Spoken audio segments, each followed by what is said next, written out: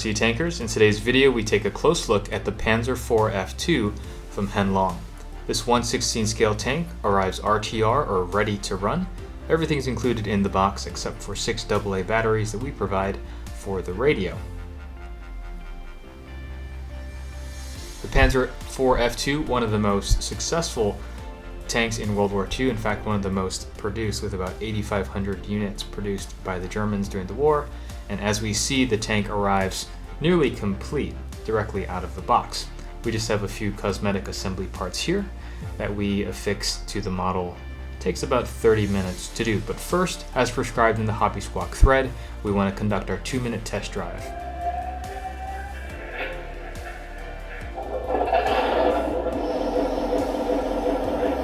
So we power up the tank and just verify that all the functions work.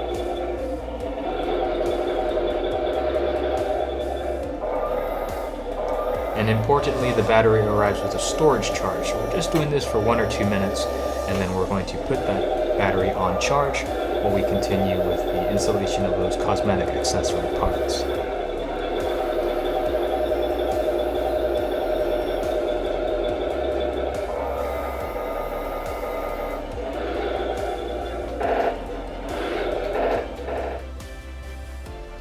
Looks good. So we can proceed now to, again, installing those cosmetic accessory parts. Anyone familiar with the process of putting together a plastic model should have no problem with this. Just going to attach these parts one by one, and notice we're not using any glue here. We're just press fitting those parts into place using the very helpful diagrams provided in the instruction manual. From time to time, if you do want extra security, ABS part glue is going to work well for you. And I do like how that door opens, even though it doesn't lead to anywhere.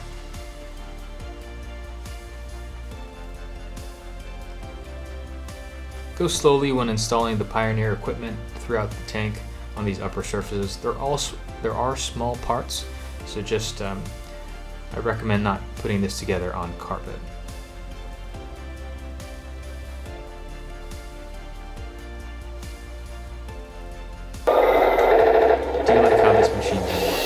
All of Heng Long's tanks use a fiber optic tube, really an acrylic tube with an LED behind it, and that simulates the machine gun flashing. It's a pretty neat effect. Now, one thing I'll notice for all Heng Long tanks is they typically have paint overspray on the headlights here, so I take a bamboo skewer and very quickly remove that overspray.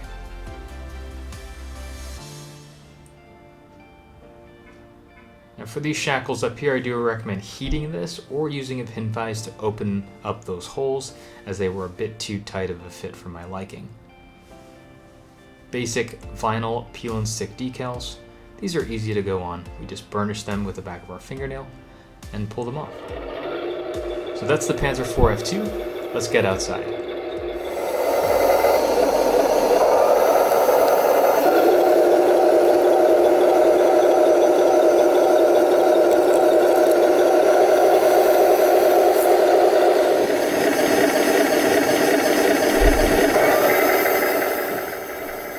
The exhaust effect on the Panzer IV F2, one of the better ones from Heng Long. I really do like as well the 7.5 centimeter gun, this KWK-40 L43, I believe, one of the most powerful cannons mounted at the time on this type of tank. It looks really great on this Heng Long version.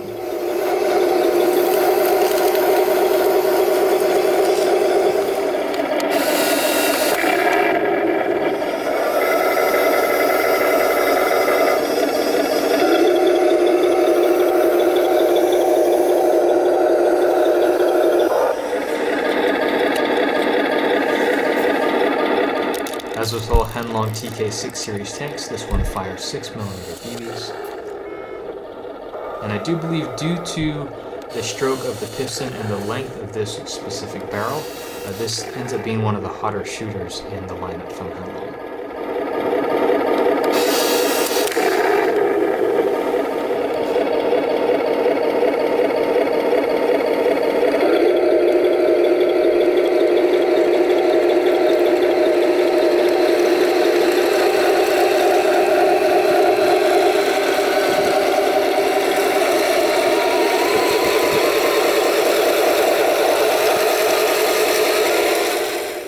I do enjoy this Panzer IV F2. I'm going to sit back for the rest of the video and just enjoy it.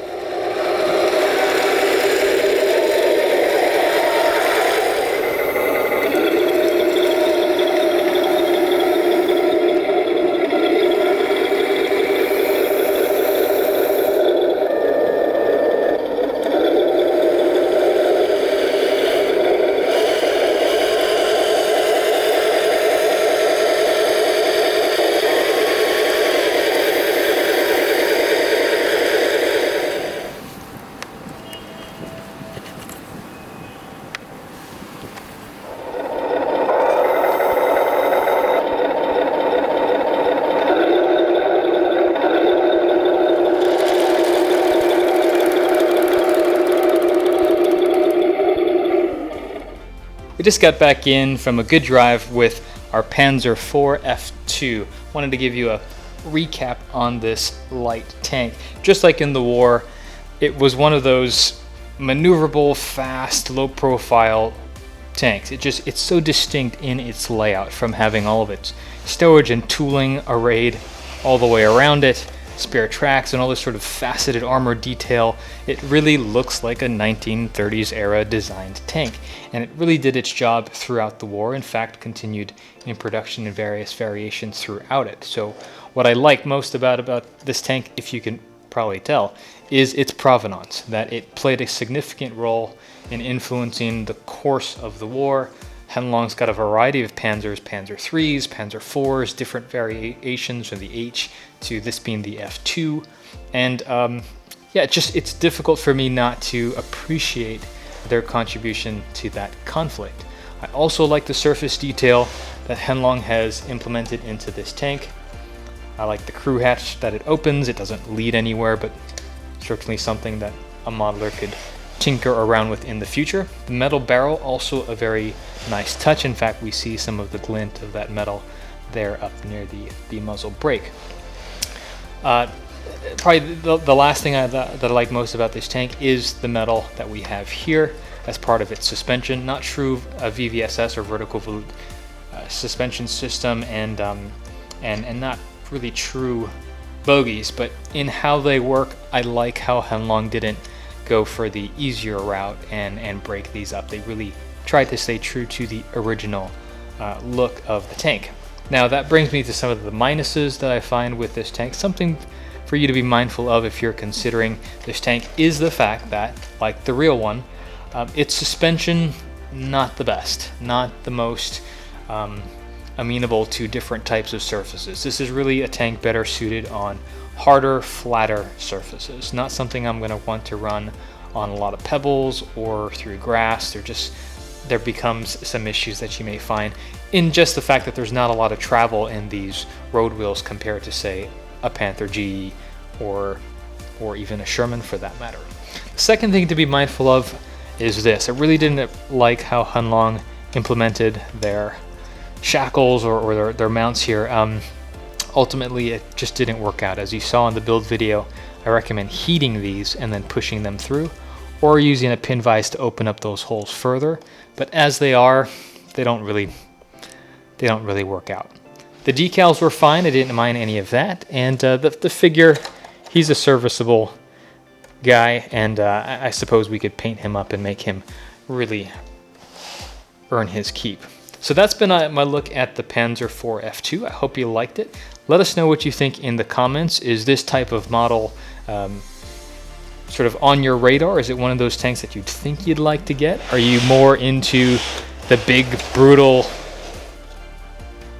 Panther G as we see here? Do you like this sort of smaller and more maneuverable Panzer series as I do? Are you the type of guy who appreciates the historical provenance and the fact that while this definitely looks neat and was a fearsome weapon on paper, these were really the workhorses of the German Panzerwaffe throughout World War II. So the history guys, maybe you're the kind of person who was going to want to have this in your tank hangar, in your depot, than any of the larger tanks. Whichever you choose, I think you can't go wrong with this one. Let us know again in the comments if you got any other plans, any painters out there, any customizers out there. We would love to hear from you. In the meantime, this has been it for me. Let us know what you think and I'm gonna go play.